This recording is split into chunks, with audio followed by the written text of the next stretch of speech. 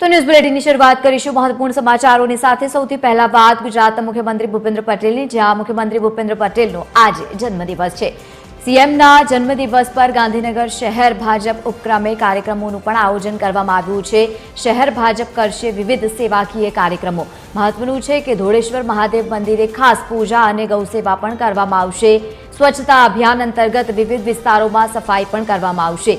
ગાંધીનગર શહેરની 111 આંગણવાડીઓના બાળકો પણ તેમના બાળકોને સુખડી વિતરણ કરવામાં આવશે। ગાંધીનગર મનપાની સફાઈ કર્મી બહેનોને પણ સાડી વિતરણ કરવામાં આવશે। નિઃશુલ્ક આહાર કેન્દ્ર ખાતે મીઠાઈ પણ વિતરણ કરવામાં આવશે। તો આજે ગુજરાતના મુખ્યમંત્રી ભૂપેન્દ્ર પટેલના જન્મદિવસના નિમિત્તે વિવિધ કાર્યક્રમોનું આયોજન।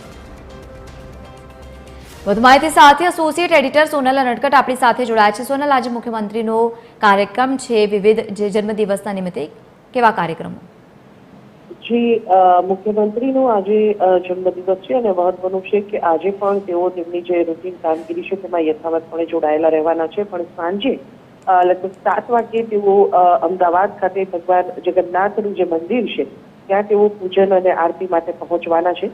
આજે તેમનો જન્મદિવસ છે ત્યારે ગાંધીનગર શહેર ભાજપના ઉપક્રમે અલગ અલગ કાર્યક્રમોનું આયોજન કરવામાં આવ્યું છે। કે મુખ્યમંત્રી તેમાં ઉપસ્થિત નહીં રહે, પરંતુ ગાંધીનગર શહેર ભાજપના ઉપક્રમે જે અલગ અલગ કાર્યક્રમો સવારથી આજે આયોજિત થયા છે તેમાં આજે વહેલી સવારે ધોળેશ્વર મહાદેવ મંદિર ખાતે પૂજન અર્ચન અને ગૌસેવા કરવાનું આયોજન છે। ત્યારબાદ સ્વચ્છતા અભિયાન અલગ અલગ વિસ્તારોમાં કરવામાં આવશે।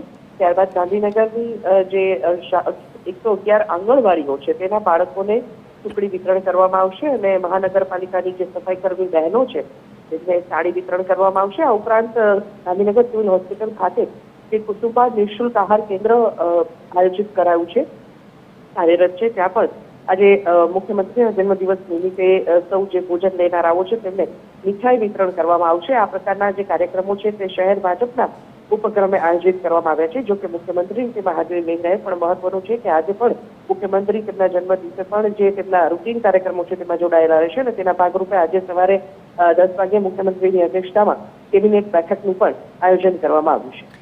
બિલકુલ સોનલ, જોડાયેલા રહેજો। તો જે પ્રમાણે આજે મુખ્યમંત્રી ભૂપેન્દ્ર પટેલનો જન્મદિવસ છે, વિવિધ કાર્યક્રમોનું પણ આયોજન।